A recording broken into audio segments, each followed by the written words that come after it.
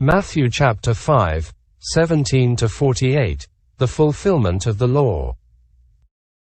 Do not think that I have come to abolish the law or the prophets. I have not come to abolish them but to fulfill them. For truly I tell you, until heaven and earth disappear, not the smallest letter, not the least stroke of a pen, will by any means disappear from the law until everything is accomplished. Therefore anyone who sets aside one of the least of these commands and teaches others accordingly will be called least in the kingdom of heaven.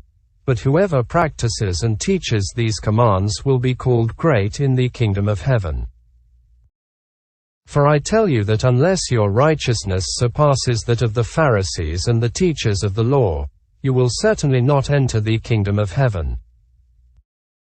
You have heard that it was said to the people long ago, "You shall not murder, and anyone who murders will be subject to judgment."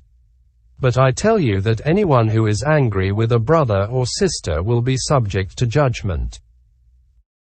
Again, anyone who says to a brother or sister, "Raka," is answerable to the court. And anyone who says, "You fool," will be in danger of the fire of hell. Therefore, if you are offering your gift at the altar and there remember that your brother or sister has something against you, leave your gift there in front of the altar. First go and be reconciled to them. Then come and offer your gift. Settle matters quickly with your adversary who is taking you to court.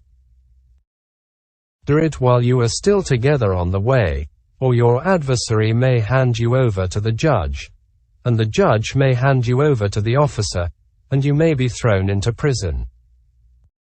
Truly I tell you, you will not get out until you have paid the last penny. You have heard that it was said, "You shall not commit adultery."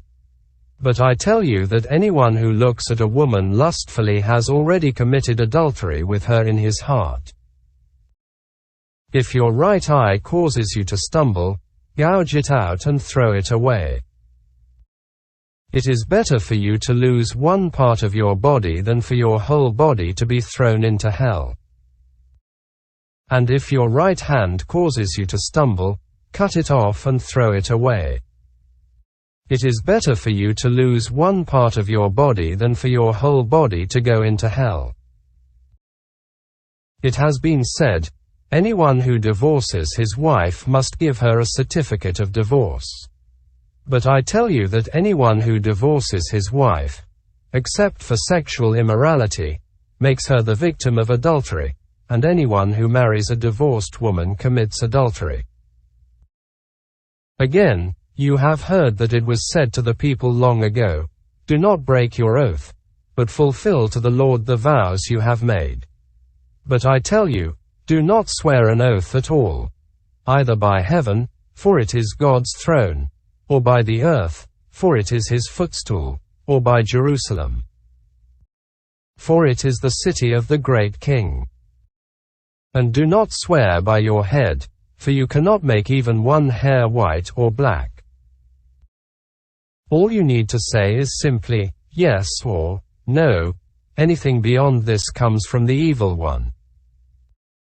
You have heard that it was said, "Eye for eye, and tooth for tooth." But I tell you, do not resist an evil person. If anyone slaps you on the right cheek, turn to them the other cheek also. And if anyone wants to sue you and take your shirt, hand over your coat as well. If anyone forces you to go 1 mile, go with them 2 miles. Give to the one who asks you, and do not turn away from the one who wants to borrow from you. You have heard that it was said, "Love your neighbor and hate your enemy." But I tell you, love your enemies and pray for those who persecute you, that you may be children of your Father in heaven. He causes his sun to rise on the evil and the good, and sends rain on the righteous and the unrighteous. If you love those who love you, what reward will you get? Are not even the tax collectors doing that?